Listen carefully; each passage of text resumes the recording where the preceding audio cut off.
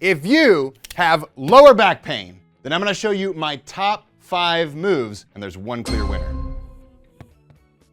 Now, the reason why I know that these 5 moves are gonna absolutely transform how your lower back feels is because a long time ago, I was doing a deadlift where you pick the weight up off the ground like this, and I felt a pinch in my lower back that was more painful than anything I've pretty much ever experienced. And what happened immediately is my knees buckled, I dropped the weight, I fell to the ground, and I took some deep breaths and went, I don't even know if I can stand up. And I was really shocked for a second. I thought to myself, maybe I really injured my lower back. After about 10 minutes of lying there, I was able to very slowly get back up. But then throughout the day, every move I made forward like this would instantly trigger it. And it would cause so much pain that I thought to myself, man, how am I gonna get through this? But there's 5 things that I did to get through this, okay? And these are the same 5 things you'll be addressing with these 5 moves today. So the first thing is to activate your glute muscles. And the reason why this is so important is if I start to bend forward like this, and I'm using my spinal erectors, these muscles right here that run up and down your spine to go forward and backward, well, guess what? I'm always gonna be over-activating those muscles, pinching down on the discs and the nerves, and potentially hurting my lower back. So instead, we wanna move through the hips like this and primarily use the glute muscles. Second is activating the core muscles. And I'm not talking about these rectus abdominis muscles, the 6-pack muscles here. I'm talking about these deep core muscles right here. Because when those are active, they stabilize the spine and they also create intra-abdominal pressure, which can create space between the discs. The third thing we're gonna focus on is hip hinge range of motion. So not only do we wanna use our glutes when going forward and backward like this, but if we have tight hamstrings, as you bend forward, once those hamstrings get tight, you have to use your lower back to move forward and backward. So by loosening that up, we can move more freely and much more safely. The next thing is hip tension. When we have really tight hips, it can cause lower back pain. So we're gonna loosen that up too. And finally, we're gonna talk about pelvic posture. Because if you have poor pelvic posture, you know what happens? You're gonna really hurt your lower back and you're gonna be stuck consistently hurting yourself over and over again. So let's dive into these 5 moves. Make sure you follow along, try each move, and after this video, I'll bet you anything that your lower back will feel so much better. This first move is gonna teach you how to activate your glutes in a safe way without extending the spine and causing more lower back pain. So follow along and pay close attention to the details, okay? So you're gonna lie down on the ground like this, or if you can't lie down on the ground, you can do this on a couch or in your bed. Now first, we're gonna bring our feet up underneath our butt with our toes pointing straight forward. Then we're gonna turn our palms toward the sky, and then we're gonna drop our fingertips away from our ears, okay? So now we have good position. Now what we're gonna imagine here is rolling our spine off the ground 1 vertebrae at a time, starting with our tailbone, pointing it towards the sky like this, and trying to focus on facilitating this motion by squeezing the glute muscles. So it looks like this. I'm gonna push the lower back in the ground, I'm gonna lift the tailbone up first, start squeezing my glutes, start to lift the lower back off the ground, hold for a second, and then slowly, slowly, slowly allow the lower back to come back down to the ground all the way to the tailbone.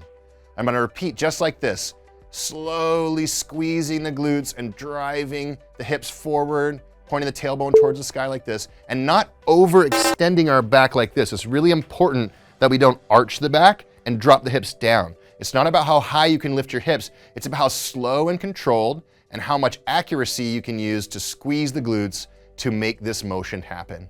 Now you're gonna do this motion for around 60 seconds and then rest. And you should start activating and strengthening your glutes by doing this move every single day.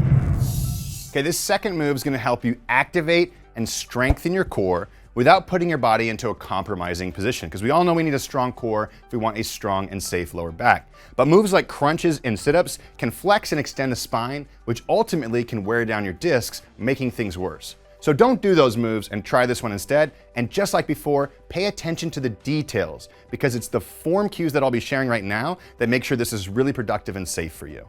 So this is called a high chair plank. What you're gonna do is grab onto a chair or a countertop or a nice sturdy surface. Just make sure it's not gonna slip out forward on you, okay? Then you're gonna come into a plank position. So you're gonna walk your feet back, and immediately what I want you to focus on is squeezing your glutes, just like we did with that glute bridge squeeze, and making sure that your hips aren't down sagging like this or your butt's not sticking up like this, okay? Now in this position, there's one cue that is really important to make sure you're really activating your core, and it makes a move like this really challenging even for people who are advanced. What you're gonna do is you're gonna push your hands down into the surface or into the back of the chair, whatever you're holding on to, and imagine you're trying to drag it towards your hips like this, okay? You're not actually gonna move it, but you're gonna create tension. And creating that tension takes a lot of muscular effort underneath the armpits and the core. And again, it's gonna make a move like this, which is really safe, really focus on strengthening and activating your core muscles. So it looks like this. Squeeze the glutes, tuck the pelvis. Now press your hands into the surface and really imagine trying to push your hands as hard as you can, dragging your hands towards your hips. Now immediately you might start shaking. You'll feel the muscles underneath your armpits, your lats, your serratus, all your core muscles firing all at the same time. You can see if you can hold this for around 30 to 60 seconds while generating tension and then slowly come out of it. And just like the glute bridge squeeze, if we practice this every single day, we're gonna strengthen our mind-muscle connection with our core, and we're gonna strengthen those core muscles to help protect your lower back even more.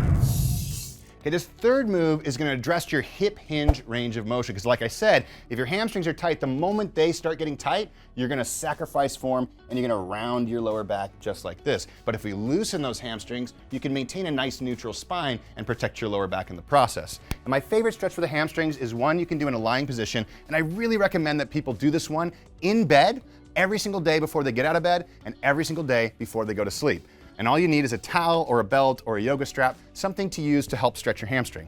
So what we're gonna do is this. You're gonna put that towel over the ball of your foot. And it's important that we put it over the ball of the foot, not the arch or the heel, because we wanna get the calf involved too.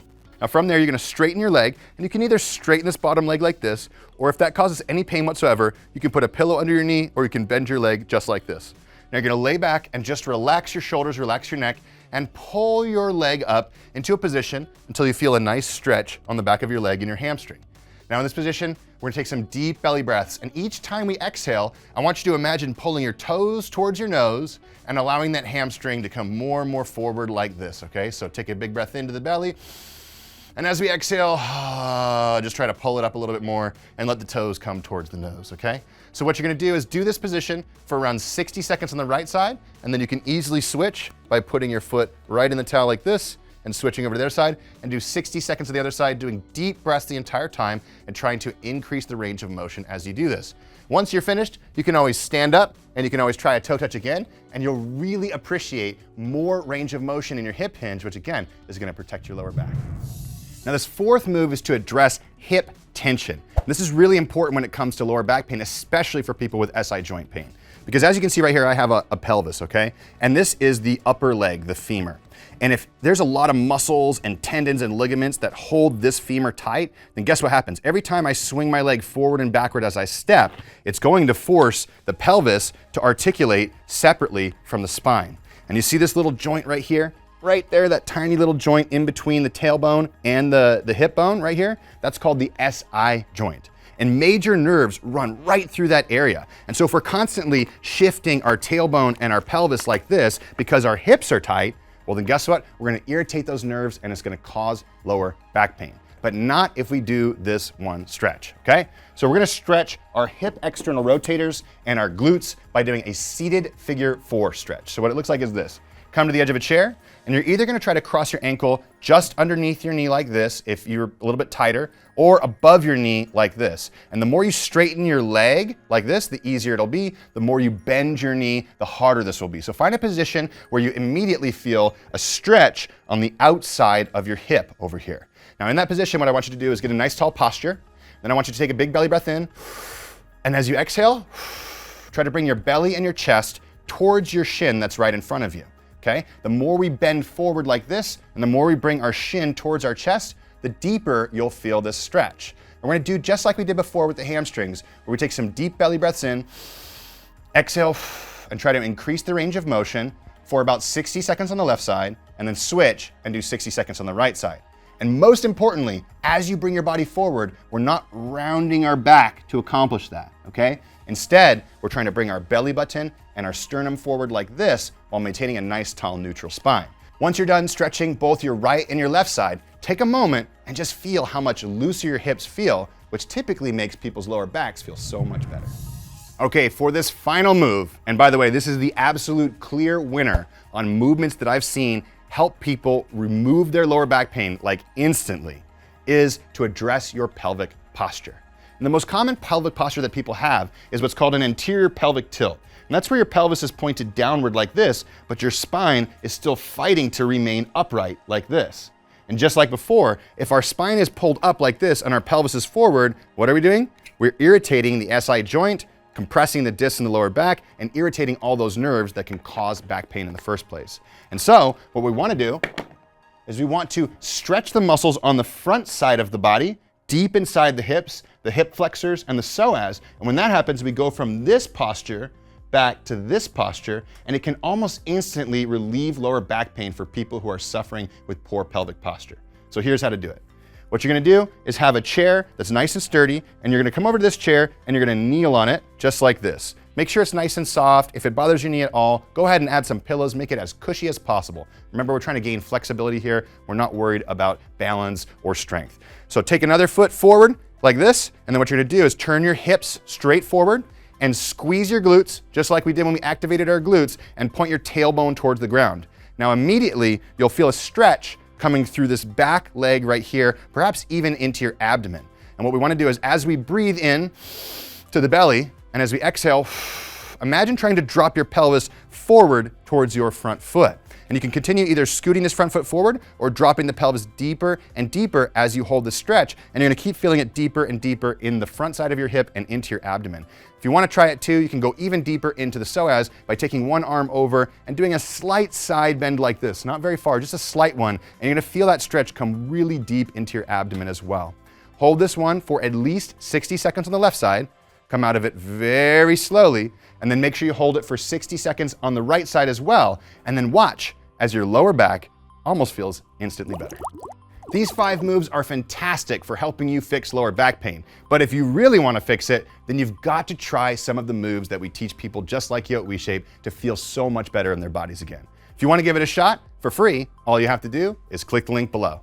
Otherwise, try these 5 moves every single day and let us know in the comments, how did they make your lower back feel?